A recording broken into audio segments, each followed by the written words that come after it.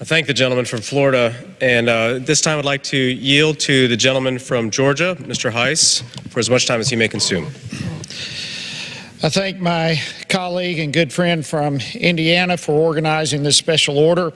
I'm very pleased to be here this evening to help defend our Second Amendment, which is the amendment giving teeth to all our other amendments and rights. The Second Amendment is one of the most fundamental principles of our republic, and yet the Obama administration and the Democrat Party as a whole have now been engaged for years in an attempt to undermine the rights of law-abiding American citizens to keep and bear arms. President Obama has already been discussed.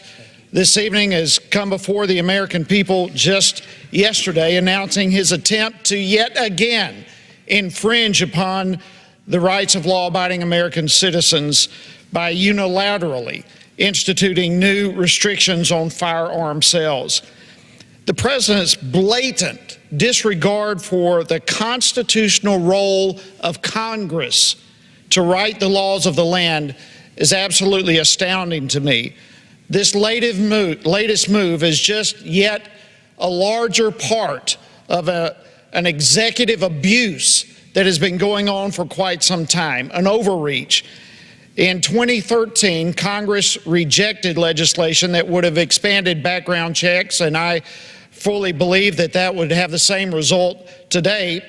And yet, because it was not in accord with the wishes of the president, he now claims that Congress has relinquished its responsibility, and therefore he somehow has the right to create laws as he sees fit. Well, he is wrong. As well as being unconstitutional, this moral imperative that the president claims to have regarding gun controls is not even statistically or logically on sound ground. In fact, the president has pointed directly to a string of domestic terror attacks as the reason for his executive action, and yet we all know that his unconstitutional executive order would not have prevented any of these terror attacks. So the real issue here is that this gun grab by the president is a smokescreen to hide from his own failed policies, his refusal to deal with terrorism and to eliminate it. And it is time for the truth to be told and for us to stand in opposition against this continued assault on the Second Amendment.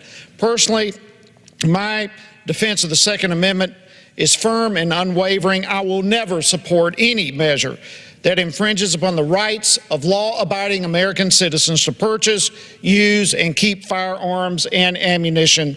And I believe that any law that restricts these rights is unconstitutional and should be steadfastly opposed. So, Mr. Chairman, I appreciate the time to share this tonight, and just reminded of Thomas Jefferson's statement that no free man shall ever be debarred the use of arms. This is an issue upon which our liberties rest, and with that I yield back. Thank you, and I thank the